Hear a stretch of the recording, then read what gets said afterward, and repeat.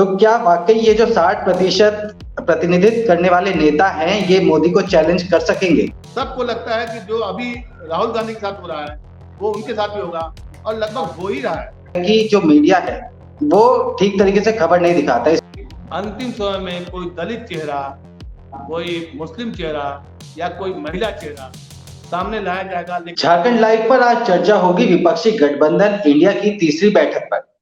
28 दल, 62 नेता, सभी एक सुर एक ताल में देश के गंभीर मुद्दों को उठाते हुए चल रहे हैं। लेकिन वहीं मोदी सरकार ने जिस वक्त विपक्ष की ये बैठक चल रही थी, उसी दौरान विशेष सत्र को बुलाने का ऐलान कर दिया। इस बात पर चर्चा करने के लिए हमारे साथ जुड़े हुए वरिष्ठ पत्रकार ज्ञानेश श्रीवास्तव जी, जो इंडिया लाइव और झारखंड लाइव के संपादक भी हैं। बहुत बहुत स्वागत सर आपका चर्चा में। सर, आपसे ये जानना चाहेंगे, जो सबसे पहला सवाल होगा वो सीधा सीधा ये होगा कि एक तरफ विपक्षी गठबंधन की बैठक चल रही थी और दूसरी तरफ मोदी सरकार की तरफ से आह्वान कर दिया जाता है विशेष सत्र का। क्या ये महज सहयोग है या प्रयोग है? क्योंकि इसके साथ ही विशेष सत्र के साथ एक वन नेशन वन इलेक्शन की थ्योरी भी जोड़ दी गई, जो कि हाईलाइट बन गई, हेडलाइन बन गई, और विपक्ष की जो बैठक थी वो दब कर रह गई मीडिया के अंदर। इसके बारे में थोड़ा प्रकाश डालिए, ऐसा क्यों हुआ अचानक से? देखिए संजय जी, ये संयोग भी है और एक प्रयोग भी है। संयोग को बनाया गया है प्रयोग करने के लिए। मोदी सरकार की कोशिश थी ज्यों-ज्यों इंडिया मतलब विपक्षी पार्टियों का जो गठबंधन है, जैसे जैसे वो मजबूत होते जा रहा है, उसकी एकता में सुदृढ़ता आती जा रही है, उससे वर्तमान में जो मोदी सरकार है उसको खतरा महसूस हो रहा है और वो हेडलाइन मैनेजमेंट की ओर बढ़ने की कोशिश में लगा। वन नेशन वन इलेक्शन ये दूर की कौड़ी है आज की तारीख में, क्योंकि अगर ये लागू होता भी है, संसद में प्रस्ताव पारित होता भी है, तो सिर्फ संसद में प्रस्ताव पारित होने से ये काम नहीं होगा।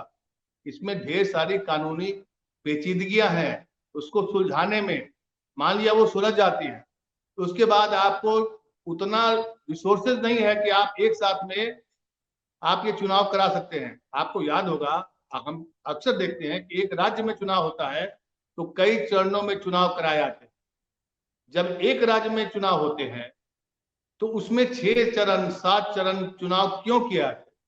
उसके पीछे कारण ये होता है क्योंकि सुरक्षा बल उतने तादाद में नहीं है। जब एक जगह एक चरण में चुनाव हो जाते हैं तो फिर वहां से वो सुरक्षा दस्ता जो है फिर अगले चरण के चुनाव के जगह पहुंचता है। कहने का मतलब है कि हमारे देश में उतने साधन नहीं है, सिर्फ ये ख्याली पुलाव है और ये हेडलाइन मैनेजमेंट है और ये मुद्दे को तत्काल रूप से एक तरह से भरमाने का एक प्रयास था और दोनों प्रयास असफल रहा। अब देखिए, अब जो बात आ रही है कि जो विशेष सत्र बुलाया जाएगा, उसका एजेंडा अब धीरे धीरे क्लियर होते जा रहा है कि उसमें महिलाओं के आरक्षण देने की बात चल रही है, उसमें ढेर सारे नई योजनाओं का खुलासा होगा। जैसे कि अभी आपने देखा होगा कि रक्षाबंधन के ठीक पहले मोदी सरकार ने गैस सिलेंडर पर 200 रुपए के दाम की कमी की। वो क्या था? चुनाव सर पर है, अब आपको जनता की याद आ रही है। अगर सीधे शब्दों में कहा जाए तो एक तरह से जब आप डर जाते हैं, जब आपके पास मुद्दे खत्म हो जाते हैं, तो आप विपक्ष को घेरने के, देखिए चुनाव है, जाहिर सी बात है मोदी सरकार भी वही काम करेगी जो विपक्ष पार्टी कर रही है, इसमें कोई गलत बात नहीं है, आप इसको गलत नहीं कर सकते हैं। लेकिन ये चुनावी रणनीति है जो अब मोदी सरकार अपना रही है और पूरी तरह से चुनावी मोड में है। नीतीश जी ने कहा कि हमको अलर्ट रहना पड़ेगा, ये अभी भी चुनाव अलर्ट में रहना पड़ेगा, ये अभी बोल रहे हैं, जबकि ये मोदी सरकार चुनावी मोड में आ चुकी है। और मैं कई बार आपको बोल चुका हूं कि बीजेपी ऐसी पार्टी है जो 365 दिन 24/7 के मोड में चुनाव पर ही लगी रहती, मतलब एक्शन मोड में रहती। लेकिन बात हो रही है कि वन इलेक्शन वन नेशन ये सब थ्योरी चलता नहीं है। अगर आपको करना था तो one nation one education, one nation one health scheme अगर लाते तो शायद आपको जो खतरा महसूस हो रहा था विपक्षी से या इंडिया पार्टी से, उसमें आप उसकी भरपाई होती या एक माहौल बनता। तो ये एक तरह से हेडलाइन मैनेजमेंट कहते हैं इसको, और ये सब लोग जान गई है, देश की जनता भी जानने लगी है कि चुनाव सर पर आते ही कोई भी सरकार हो, मोदी सरकार को कर रही है, कोई नई बात नहीं है। इसके पहले जितने भी सरकारें होती है, ठीक चुनाव के पहले ढेर सारी योजनाओं का खुलासा होता है और उसके लोकार्पण होता है, उसकी घोषणाएं होती है, कई हजार करोड़ के पैकेज दिए जाते हैं। मोदी सरकार इस मामले में थोड़ा सा आगे बढ़ सके, अपना मतलब कि मीडिया के जरिए वो एक तरह से छाप लेती है, लोगों को बताने लगती है, देश में ऐसा माहौल बन जाता है कि अब लगता है कि वन नेशन वन इलेक्शन होकर रहेगा। क्योंकि जनता नहीं जानती है ना कि भाई कानून क्या है, इलेक्शन कमीशन क्या है, क्या आपके पास रिसोर्सेज है, सभी को ये पता नहीं होता है। और भारत का संविधान में अगर आप कोई बदलाव करते हैं तो आपको इस तरह के बदलाव करने के लिए मुझे लगता है कि 3/4 बहुमत चाहिए, इसके अलावा कई राज्यों की सहमति चाहिए। जब कोई नया बदलाव होता है, नीतिगत बदलाव किया जाता है, तो उसके लिए जरूरी होता है। संजय जी। ज्ञानेश सर, यहाँ पर एक चीज और समझना चाहेंगे, जैसे आपने बताया कि इतना आसान नहीं है। हो सकता है ये एक फौरी तौर पर जो विपक्षी गठबंधन की जो बैठक हो रही थी उससे लोगों का ध्यान, मीडिया का ध्यान भटकाने की एक कोशिश हो, जो बहुत हद तक कामयाब भी रही। लेकिन अगर हम नजर डालें जो विपक्षी गठबंधन की बैठक हुई उसमें मीडिया, जैसा कि आपने मीडिया का भी जिक्र किया, हेडलाइन मैनेजमेंट का जिक्र किया, तो खड़गे साहब ने बोला, वो पहले भी बोल चुके हैं, इसके साथ ही नीतीश कुमार ने बोला और कई बड़े नेताओं ने इस बात का जिक्र किया कि जो मीडिया है वो ठीक तरीके से खबर नहीं दिखाता। इसमें लालू प्रसाद यादव ने तो बहुत चुटकी लेते हुए इस बात को रखा था। तो कुल मिलाकर यही है कि क्या मीडिया को कैप्चर कर लेने से, जो एक शब्द नया चला है कि मोदी मीडिया, अब गोदी मीडिया की जगह हो गया मोदी मीडिया, अगर इस तरीके से चलेगा तो चुनावों में, आगामी चुनावों में असर दिखाई देता है इसका? देखिए, आप इस बात को इस रूप में समझिए कि मीडिया प्रभाव तो डालता है, इसमें दो राय नहीं है। लेकिन आप पिछले 9 साल से मीडिया का जो रोल रहा है उसके हिसाब से देखिए, तो अब मीडिया की स्थिति अजीब सा हो गई है। लोग जान गए हैं कि मीडिया क्या कर रही है, मीडिया किसके लिए कर रही है। तो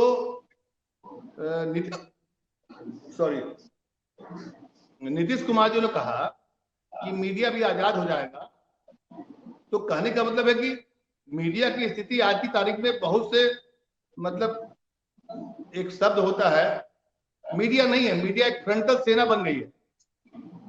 मीडिया एक फ्रंटल सेना बन गई है पॉलिटिकल पार्टीज के लिए। पार्टी में खास करके जो बीजेपी है उसकी तो बड़ी सेना तैयार हो गई, क्योंकि सरकार के पास पावर है और पैसा भी है, वो उससे करती है। यही हाल बाकी राज्यों में भी है। आप छत्तीसगढ़ में देखेंगे, झारखंड देखेंगे, चाहे जहां पर विपक्ष की सरकार है वहां भी मीडिया मैनेजमेंट हो रहा है। तो जनता को तब तक समझ में नहीं आता है जब तक कि आप हल्के फुल्के या छुपा करके काम करते हैं, जैसे कि पहले की सरकारें करती रही। अब तो बड़ा ओपन गेम हो रहा है कि ये आपका मीडिया है, ये बीजेपी का मीडिया है, ये कांग्रेस का मीडिया है, बड़ा क्लियर है। आप जब भी सोशल मीडिया पे देखेंगे तो आपको लगेगा कोई आदमी मोदी जी की बुराई कर रहा है, कोई आदमी कांग्रेस की बुराई कर रहा है और एक तरफा बुराई कर रहा है, उसमें मीडिया है ही नहीं। तो अगर आप उसको देखिए तो मीडिया नाम का चीज आज की तारीख में गायब है। भले ही हम भी मीडिया के पार्ट हैं, आप भी मीडिया के पार्ट हैं, ये जो छोटे छोटे मीडिया ग्रुप्स हैं या छोटे शहरों में, कस्बा में या गांव देहात में या कस्बा जिला स्तर पर जो है, वहीं पर मीडिया थोड़ा बहुत जो काम देखने को मिल रहा है और उसी से जो खबरें आपको देश को मालूम हो रही है हो रही है, बाकी खबरें गायब है।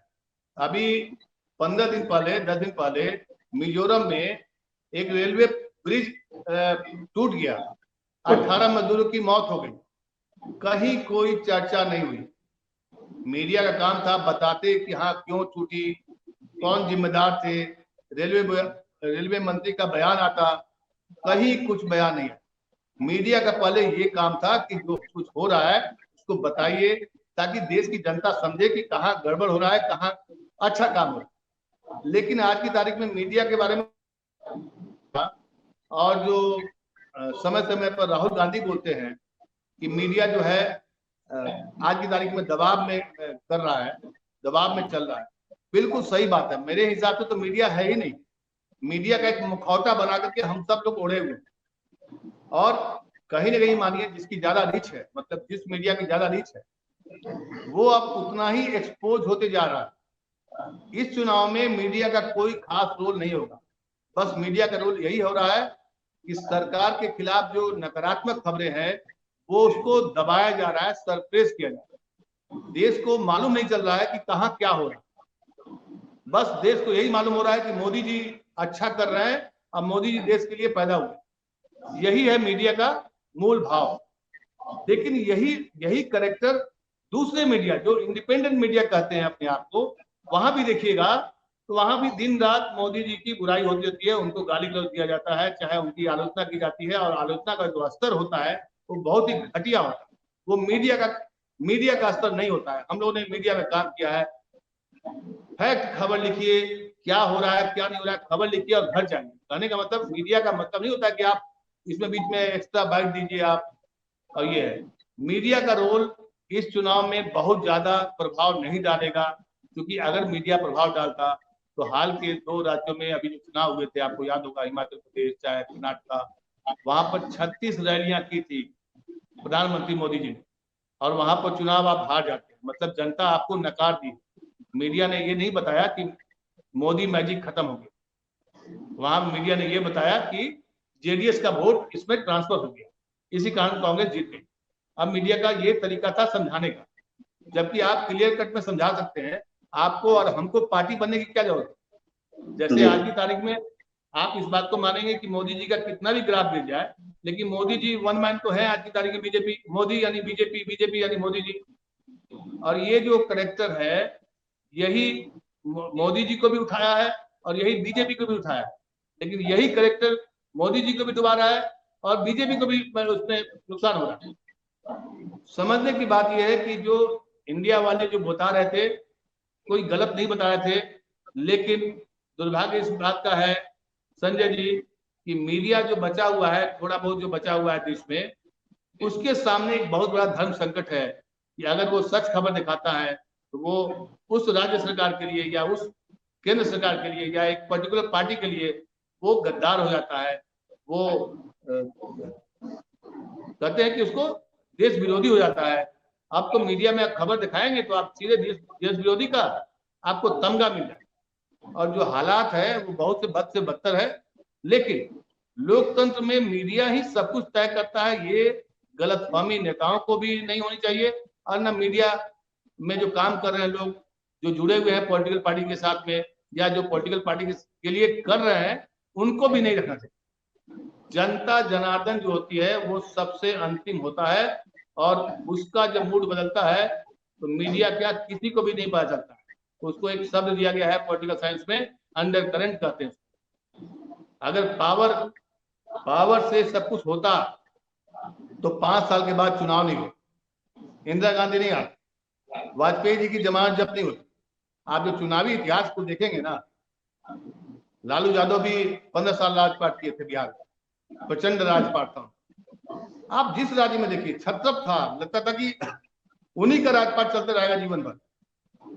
देश में अभी भी मोदी जी का जो है ना, ऐसा लगता है कि समर्थक थोड़ा सा क्या है, सोशल मीडिया के आने की वजह से थोड़ा सा लोगों को भ्रम हो गया है कि नहीं यही सच है। सच ये है, जनता महंगाई से परेशान है, जनता बेरोजगारी से परेशान है, और यही जो सूत्र है इंडिया को बांधे हुए है, और इंडिया को जो सफलता मिल रही है या मिलने की बात कही जा रही है वो इससे मिलेगी। मीडिया के नेगेटिव खबर चलाने से या उसके पॉजिटिव चलाने से कोई भी फर्क नहीं पड़ता है देश की जनता को। देश की जनता भी अब धीरे समझने लगी, क्योंकि देखिए 5 साल तक आप मुफ्त बना सकते हैं, 10 साल काफी वक्त होता है, और मान लिया आप जीत भी जाते हैं तो 15 साल के बाद तो आपको ऐसे साफ कर देगा कि फिर आप फिर दोबारा पलट के नहीं आएंगे। ज्ञानेश जी, आपने राहुल गांधी का जिक्र किया, आपने जनता का जिक्र किया, देश की जनता का।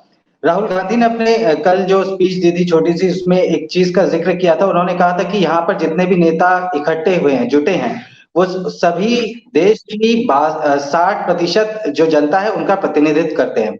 ये तो सभी लोग जानते हैं, हमारे दर्शक भी जानते होंगे कि जितनी भी बड़ी अलायंस जुड़े हुए हैं इंडिया गठबंधन के साथ, वो सभी बड़ी पार्टियां हैं अगर कंपैरिजन किया जाए एनडीए के साथ जुड़े हुए दलों का। तो क्या वाकई ये जो 60% प्रतिनिधित्व करने वाले नेता हैं, ये मोदी को चैलेंज कर सकेंगे? एक सवाल ये, और दूसरा सवाल जो मीडिया में भी बहुत चल रहा है, लोगों के दिमाग में भी बहुत ज्यादा है, वो ये कि आखिर पीएम फेस कौन होगा? नहीं, क्या ये तो का ऐलान करना जरूर? क्लियर किया हुआ सवाल है संजय जी। पीएम का फेस कौन होगा, ये एक चुनावी मुद्दा है। ये एक चुनावी मुद्दा है जो कि बीजेपी के लिए प्लस पॉइंट का बिल्कुल सही काम किया कि भाई कौन है आपका फेस। आप देखिए, फेस के बिना आप चुनाव नहीं लड़ सकते, लेकिन ये कोई बाध्यता नहीं होती है।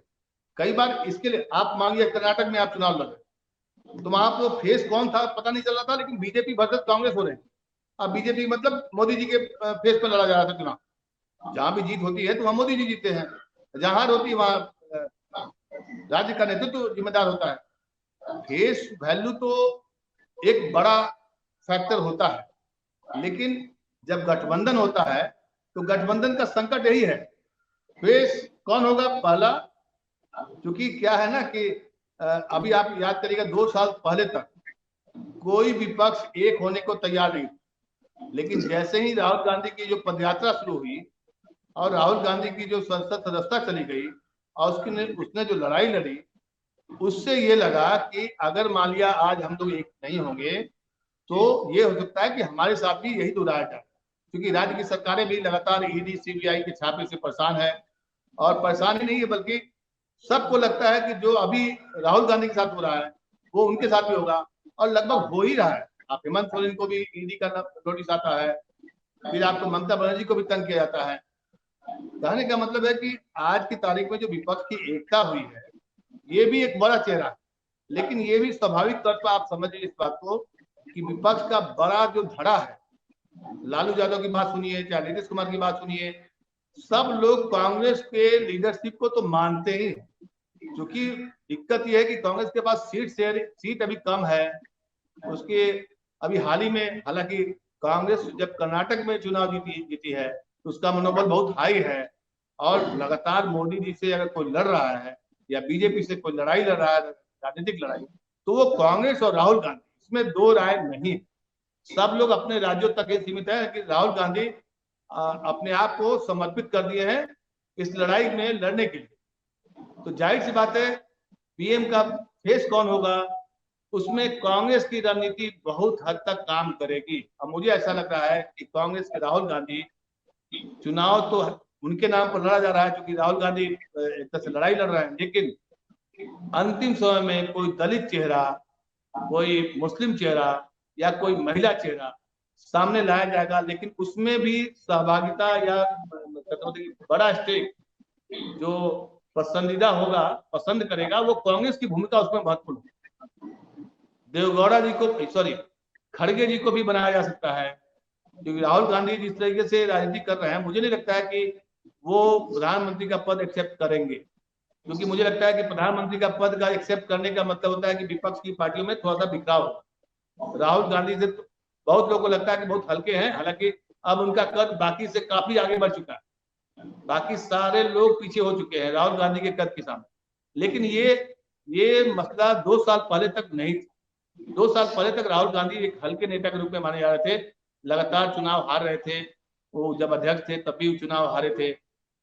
तो राहुल गांधी मुझे नहीं लगता है कि प्रधानमंत्री पद बनेंगे, लेकिन जैसे सोनिया गांधी मनमोहन सिंह को बना करके एक पावर अपने हाथ में रखी थी, तो कांग्रेस के पास पावर तो रहे। ज्ञानेश जी, चलते चलते एक आखिरी सवाल, छोटा सा सवाल ये कि प्रधानमंत्री मोदी अपने बीते एक हफ्ते से ज्यादा से चुप हैं, बिल्कुल खामोश से हैं। हो सकता है कि G20 का जो समिट है वो हो रही है देश में, इस वजह से वो बिजी चल रहे हैं, लेकिन हालांकि जब भी मीटिंग होती है इंडिया गठबंधन की या विपक्षी पार्टियों की, तो प्रधानमंत्री मोदी हमेशा फ्रंट फुट पे होते हैं और एक्शन में होते हैं, जैसे कि आपने बताया कि एक्शन मोड में रहती है बीजेपी। लेकिन प्रधानमंत्री मोदी जो पिछले 10 एक दिन से वो चुपचाप चल रहे हैं और भी लगता नहीं कि आने वाले दिनों में कुछ बोलेंगे भी। क्या ये G20 समिट का असर है, या वाकई जो विपक्ष है इसके जो एकजुटता वाली ताकत है उसके आगे कुछ ना कुछ रणनीति तैयार करने के लिए इस वक्त खामोशी है, तूफान के आने से पहले वाली? दोनों बातें हैं संजय जी। G20 की मीटिंग है, जाहिर सी बात है उसमें अपना व्यस्त रहेंगे, लेकिन प्रधानमंत्री का G20 से कोई खास मतलब नहीं है, इसलिए कि पूरा एक सिस्टम है, तैयार करता है, उनको भाषण तैयार होता है। दरअसल क्या जो स्पेशल सेशन बुलाया गया है तो उसमें क्या मास्टर स्ट्रोक मारा जाए, तो जब आप शांत रहेंगे तभी तो आपकी गूंज सुनाई पड़ेगी। तो जो मोदी जी के जो पिछले 9 साल की राजनीति का अगर देखिएगा, उनका तरीका देखिएगा, तो वो मास्टर स्ट्रोक मारने के अंदाज में आते हैं। अब वो मारते हैं कि नहीं मारते हैं मास्टर स्ट्रोक, लेकिन उनके समर्थक और उनके मीडिया के समर्थक मास्टर स्ट्रोक ही बताता है, हर चीज को मास्टर स्ट्रोक। जैसे घमंडिया, घमंडिया आज भी कोई उन्हीं के पार्टी के नेता, कल मैं इसको एकनाथ शिंदे जी को सुन रहा था, वो इंडिया बोल रहे थे, घमंडिया नहीं बोल रहे, ठीक है, सिवाय बीजेपी के प्रवक्ता को छोड़ करके कोई घमंडिया नहीं बोलता। तो कहने का मतलब ये है कि ये चुप्पी इसलिए है कि कई बार क्या होता है, प्रधानमंत्री के पास काम भी होता है ना, आप समझिए इस बात को कि अब G20 की मीटिंग हो रही है, अब इसका भी एक ऐसा ढिंढोरा पीटा जाएगा कि उसको भी मैंने कैसे इनलार्ज किया जाए, कैसे उसको बताया जाए कि देश में पहली बार, सब कुछ पहली बार करने के लिए ही तो ये सब रणनीति होती है। और इसी में कई बार वो जीत जाते हैं, कई बार हार जाते हैं, कई बार फंस जाते हैं, कई बार, हर बार जो आपका मास्टर स्ट्रोक चलता नहीं है ना। एक चैनल का नाम था मास्टर स्ट्रोक, ठीक है, तो मास्टर स्ट्रोक में स्टोरी भी आती थी, अच्छी स्टोरी आई थी, बाद में उसको कोई और एंकर करने लगी। अब वो मास्टर स्ट्रोक क्या करने लगी, दिन भर उसमें मोदी जी की बड़ाई कर रही थी, तो मास्टर स्ट्रोक खत्म हो गया। तो कहने को तो नाम को भी आपको चरितार्थ करना पड़ेगा। मोदी जी की चुप्पी नहीं है, वो व्यस्त होंगे, उनकी व्यस्तता देखिए सरकारी काम में तो कम दिखाई पड़ती है, लेकिन चुनावी रणनीति में हमेशा लगे रहते, इसमें दो रानी। देश भी जान चुका है कि उनका दिल और दिमाग में हर वक्त चुनाव रहता है, हर वक्त बीजेपी रहती है, और यही उनकी सफलता का राज है। चलिए ज्ञानेश सर, बहुत बहुत शुक्रिया आपका जुड़ने के लिए। दर्शकों से बताएंगे कि इंडिया बनाम एनडीए, मोदी बनाम कांग्रेस या मोदी बनाम राहुल गांधी, इस पर आगे क्या होता है, इस पर हमारी चर्चा लगातार जारी रहेगी और दूसरे सामाजिक और पॉलिटिकल मुद्दों पर भी हम लगातार चर्चा करते ही रहते हैं। आप हमसे जुड़े रहिए। जो चैनल है उसको सब्सक्राइब करें, अगर वीडियो पसंद आई है तो उसको लाइक जरूर करें। नमस्कार सर, धन्यवाद।